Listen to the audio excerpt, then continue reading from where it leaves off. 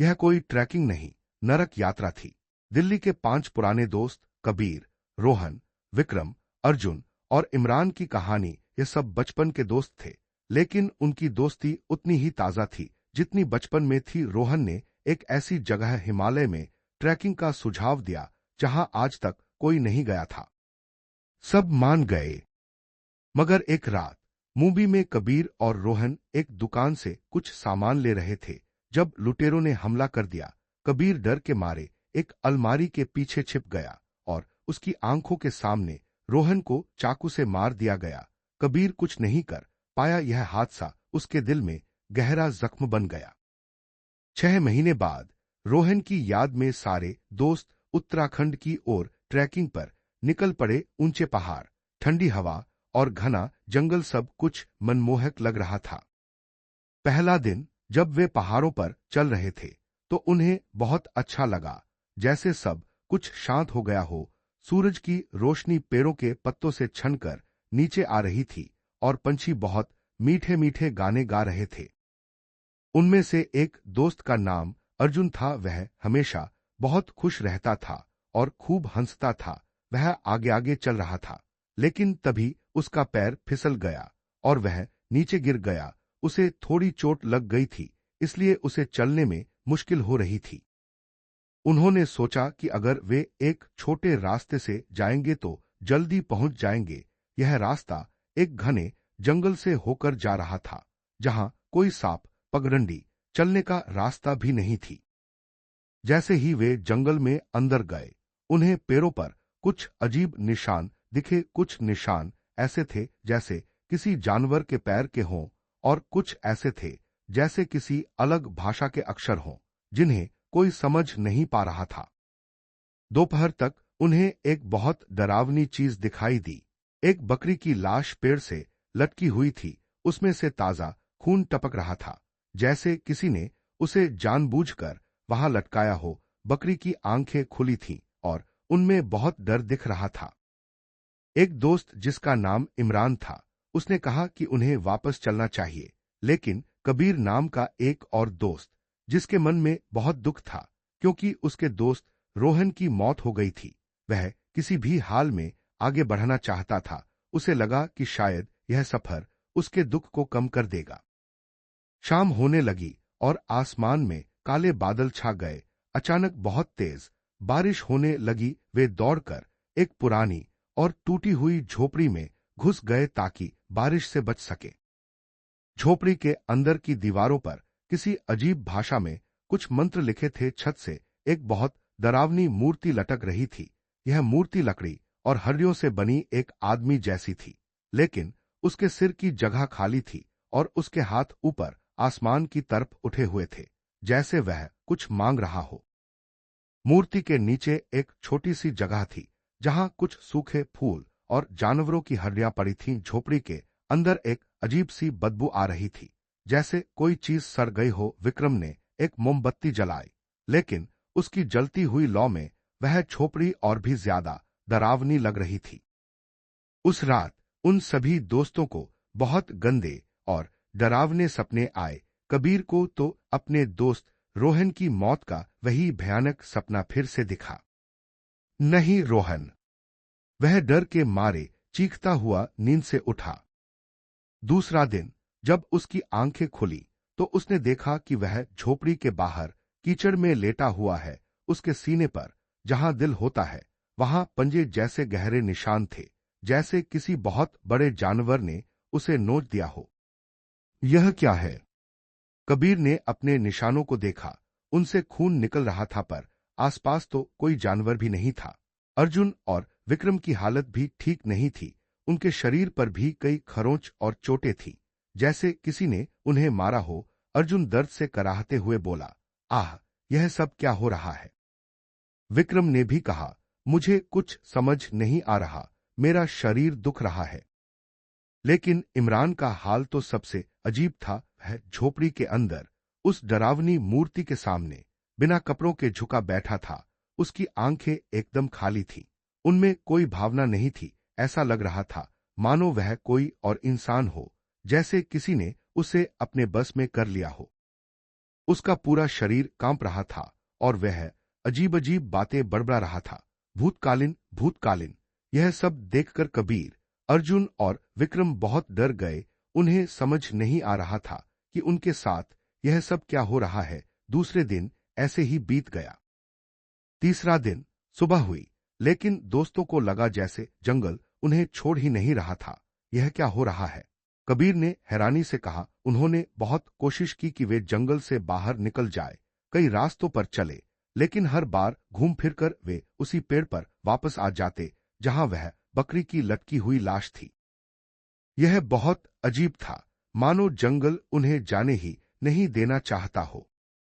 अब उन्हें जंगल में कुछ अजीब अजीब आवाजें भी सुनाई देने लगी थीं। कभी ऐसा लगता जैसे सूखे पत्तों पर कोई धीरे धीरे चल रहा हो, फुसफुसाते हुए, और कभी कभी तो अंधेरे में चमकती हुई आंखें भी दिखाई देती थीं, जैसे कोई हर पेड़ के पीछे से उन्हें झांक रहा हो। देखो, वह क्या है? अर्जुन ने डरकर कहा। विक्रम बहुत घबरा गया। उसने सोचा, चलो मैं पेड़ पर चढ़कर देखता हूं, शायद ऊपर से कोई गांव या रास्ता दिख जाए। वह तेजी से एक ऊंचे पेड़ पर चढ़ने लगा, लेकिन जैसे ही वह थोड़ा ऊपर पहुंचा, उसके मुंह से एक भयानक चीख निकली। आह, बचाओ! नीचे खड़े कबीर, अर्जुन और इमरान ने देखा कि विक्रम के पैरों से खून टपक रहा था और उसकी आंखें डर से बहुत बड़ी हो गई थीं। बिना सोचे समझे पेड़ से कूद गया। उसके चेहरे पर ऐसा डर था जिसे देखकर लग रहा था कि उसने ऊपर कोई बहुत ही डरावनी चीज देखी है, जिसे वे नीचे से देख नहीं पा रहे थे। रात होते ही उनका डर और भी बढ़ गया। उन्होंने थोड़ी सी आग जलाई और पास बैठ गए, पर मन में शांति नहीं थी। तभी विक्रम अचानक गायब हो गया। विक्रम, विक्रम, तुम कहाँ हो? कबीर ने आवाज लगाई। उन्होंने उसे हर तरफ ढूंढा, लेकिन वह कहीं नहीं मिला। बस उसकी कांपती हुई आवाज जंगल की गहराइयों से आ रही थी। बचाओ, मुझे बचाओ! वह आवाज धीरे धीरे शांत हो गई। चौथा दिन। अगले दिन सुबह उन्हें विक्रम की लाश एक बहुत ऊंचे पेड़ पर लटकी हुई मिली। उसका शरीर ऐसे बुरी तरह फटा हुआ था जैसे किसी बहुत बड़े और भयानक जानवर ने उसे फाड़ दिया हो। यह देखकर सब समझ गए कि कोई बुरी ताकत उन्हें मार रही है। इमरान तो इस सदमे को सह नहीं पाया और वहीं जमीन पर बैठकर रोने लगा। उसकी आंखों से आंसू रुक नहीं रहे थे। कबीर का दिमाग तो जैसे पागल हो रहा था। उसे जंगल की जगह मूवी की दुकान की वही गलियां दिखने लगी जहां उसके दोस्त रोहन की मौत हुई थी। रोहन, उसे हर तरफ रोहन की चीखें सुनाई देती थी, जैसे हवा में गूंज रही हो। रात में जब वे जो थोड़ा बहुत खाना बचा था उसे खाने की कोशिश कर रहे थे, तभी अचानक इमरान को किसी ने जोर से खींच लिया। आह! उसकी चीखें पूरे जंगल में गूंज गईं, पहले बहुत तेज, फिर धीरे धीरे धीमी होती गईं। कुछ देर बाद इमरान की लाश भी एक पेड़ पर लटकी मिली। उसका शरीर ऐसा लग रहा था जैसे उसकी सारी हड्डियां तोड़ दी गई हों और उसे मोड़ तोड़कर लटका दिया गया हो। पांचवा दिन। अब जंगल में सिर्फ कबीर और अर्जुन ही बचे थे। वे बहुत डरे हुए थे और भागते रहे, कभी पत्थरों से ठोकर खाते, कभी पेड़ों की जड़ों में उलझते। हमें यहां से निकलना होगा, कबीर हाँफते हुए बोला। तभी उन्हें दूर एक गांव की हल्की सी झलक दिखी। आसमान में कुछ धुएं के गुच्छे उठ रहे थे। देखो अर्जुन, वो गांव है। कबीर की आवाज में उम्मीद थी। उन्हें लगा वो बच जाएंगे। उनकी उम्मीद जगी, लेकिन जैसे ही वे गांव के पास पहुंचे, अचानक एक बहुत तेज और ठंडी हवा चली। उन्हें कुछ समझ आता इससे पहले ही वे दोनों बेहोश होकर जमीन पर गिर पड़े। जब उन्हें होश आया तो उन्होंने देखा कि वे एक अंधेरे गोदाम में बंधे हुए हैं। उनके आसपास कुछ अजीब लोग खड़े थे। उनके चेहरों पर सफेद रंग की राख लगी थी और उनकी आंखों में कोई भावना नहीं थी। वे एकदम खाली दिख रही थी। उन लोगों के शरीर पर अजीब अजीब निशान बने हुए थे, जिन्हें देखकर डर लग रहा था।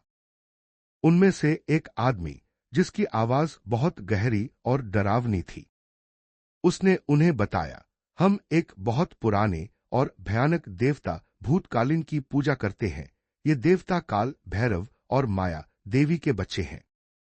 उसने आगे बताया, यह देवता सिर्फ उन्हीं लोगों को जिंदा रखते हैं जो अंदर से दुखी और टूटे हुए होते हैं। बाकी सभी को वे अपनी बलि चढ़ा देते हैं।